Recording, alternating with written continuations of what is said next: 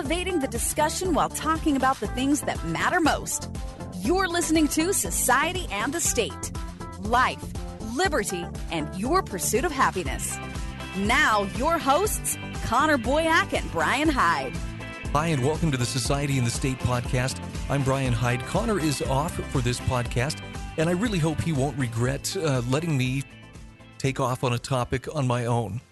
But this is one that I think is going to raise a few eyebrows and hopefully raise a few questions. Let's see if this gets some people thinking and maybe even talking. I want to talk about what happens when society elevates sex to the most important thing in the world. I'm not pointing fingers here. I'm not accusing anybody of anything. But can we agree that the sexual mores are a little looser in today's society than they were even 20, 30, 50 years ago? See, when it comes to bucking the tide of popular opinion, nothing will get you in trouble quicker than advocating self-control in regards to sexual behavior. And of course, we can add to that all of the various shades and nuances of gender fluidity and so forth. But if you suggest, hey, maybe it's a good idea to control yourself when it comes to those passions, some people will lose their minds. Isn't that kind of weird? How so many people have been persuaded to see a loosening of sexual morality as the ultimate expression of societal progress and sophistication. Now, I want you to understand my goal here isn't to make you feel dirty or make you feel ashamed like the kid who gets scolded for gawking a little too obviously at a National Geographic pictorial featuring topless native women digging yams. But at the same time, it might be a great time to discuss whether the direction we seem to be headed is really leading to the utopia that some seem to think it is. What started out as free love has devolved into a brand of deliberate sexual confusion that seeks to obliterate every boundary of what we used to call normalcy. That's actually probably one of the things you can't say anymore. You can't use that word, normal, because it denotes that there once was a benchmark for what was acceptable and what wasn't. I don't know if you had the chance just a few months ago to see entertainer Bill Nye's cringeworthy YouTube music video promoting transgenderism. But considering he bills himself, no pun intended, as Bill Nye, the science guy, it was a worthy example of what jumping the shark may look like. The thing I got from seeing his video is that clearly we have reached a point where the only absolute we're allowed to believe in is that there are no absolutes. You follow? So what if there were sound reasons for practicing sexual continence that were valid beyond the simple moral superstitions of right and wrong? Is it possible the supposedly backwards, superstitious, mental dinosaurs who came before us were right when they treated sexual things with respect? Where's the proof that the anything goes model of sexuality is actually having a positive net effect on society? Now, this may shock some people, but do you know that strong historical evidence exists that seems to show that societies set themselves up for decline in relation to how their citizens govern themselves sexually? Now, look, I'm not talking about because there's official laws and somebody's watching and spying on everybody to make sure they behave. We're talking self-control, not some outwardly imposed control. But if you think that's just a little too fantastic to be true, I want you to get acquainted with a forgotten text. We're going to bring that to light. It's a text that might be the definitive work on the rise and fall of civilizations. It's a book called Sex and Culture. British anthropologist J.D. Unwin published it back in 1934. Now, Unwin set out to test an idea that had been put forth by Sigmund Freud, that civilization is born out of repressed sexuality. So what Unwin did was he sat down and he studied 86 different societies. Now, we're talking all types. We're talking big and small, Anglo-Saxons, the Romans, the Greeks, the Sumerians, the Moors. And in addition to these historical giants, Unwin also studied dozens of smaller societies right down to tiny South Sea islands. And this is the conclusion his research led him to. Quote, "In human records, there is no instance of a society retaining its energy after a complete new generation has inherited a tradition which does not insist on prenuptial and postnuptial continence. So I'm going to put that in everyday language. What Unwin found was that societies flourish during those times when they practice strict sexual fidelity, and they decline when sexual mores are loose. Now, I know to suggest today that we control our sexual desires, that's like suggesting, hey, you control your desire to breathe oxygen. Yet Unwin's data showed an inseparable link between a society's destiny and its willingness to exercise self-control in the form of sexual restraint. Now, these findings came as a surprise to the researcher himself. Here's what made it so surprising, because he made no religious judgment on his findings. He said, quote, "I offer no opinion about rightness and wrongness."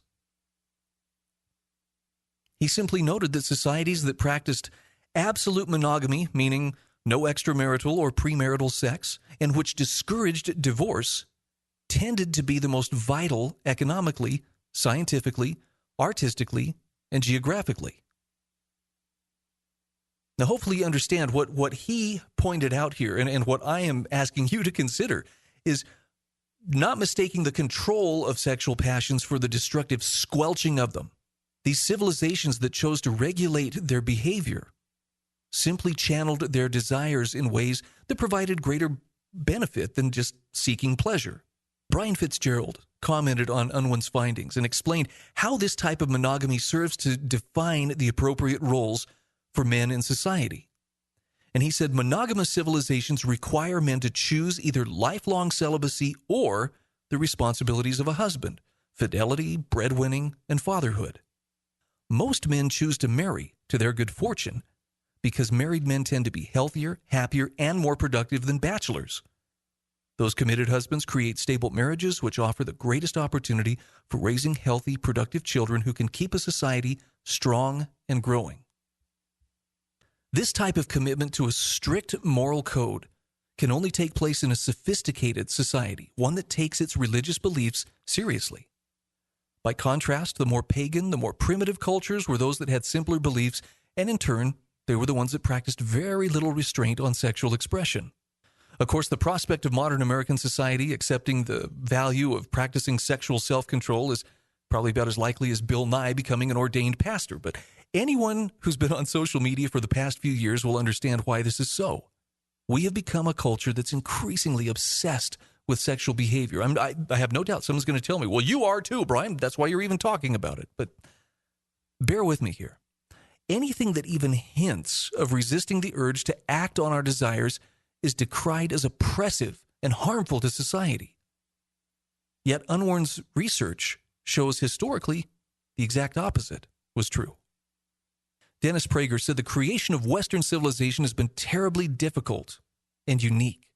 It took a constant delaying of gratification and a rechanneling of natural instincts, and these disciplines have not always been well received.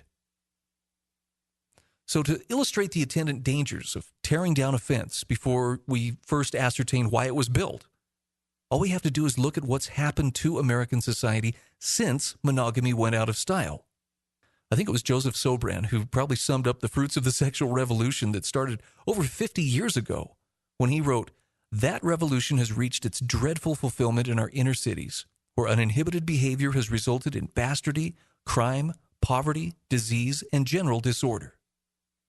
But he really drives the point home when he says, now we have to talk about safe sex, a phrase that didn't occur to us when sex really was safe because it was confined to marriage.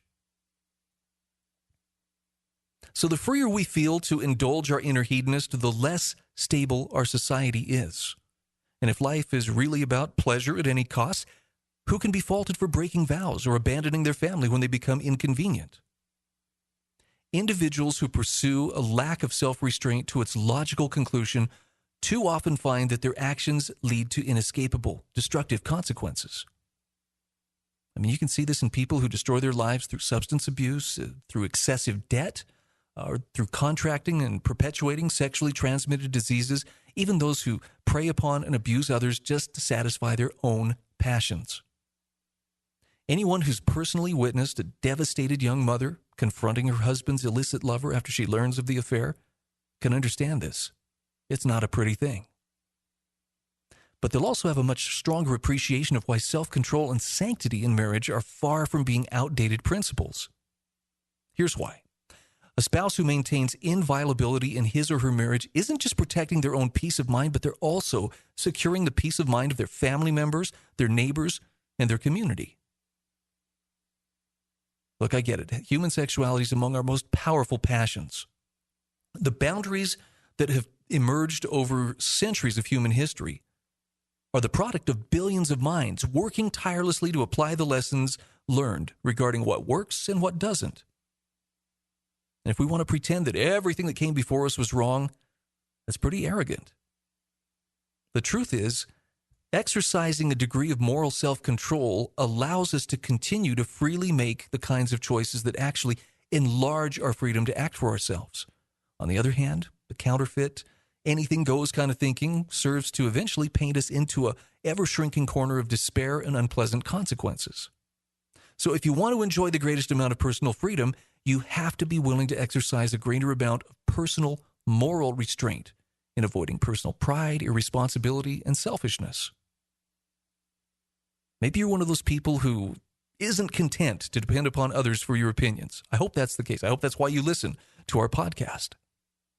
And I'm hoping you've already made the mental decision to be a source of illumination to others trying to find their way in the dark. Because this isn't about imposing our will on people around us. It's more like helping them catch a glimpse of something that positively impacts them in such a way that they actually choose to seek it for themselves. So, think about it. Our ability to impact the world around us for the better is directly tied to our self-mastery and our self-discipline. And people who lack those qualities tend to be the ones who are more easily led and more easily enslaved, sometimes by their own passions. We'll catch you next time. You've been listening to Society and the State. For show notes, archives, and more great content, visit societyandthestate.com.